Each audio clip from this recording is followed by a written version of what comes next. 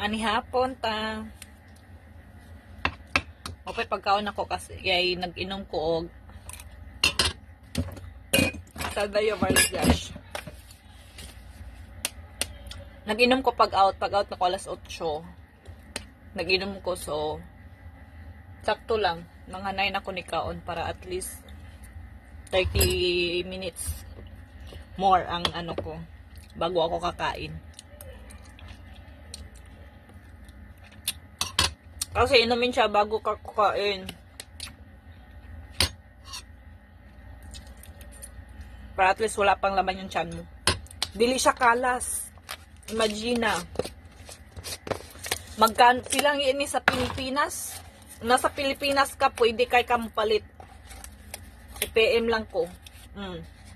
Tanawa puno kaayo tapos ang scope niya tanawa unsa kagamay iyang scope. So kani nga scope pwede ra tagduha imong timpla sa usa ka baso.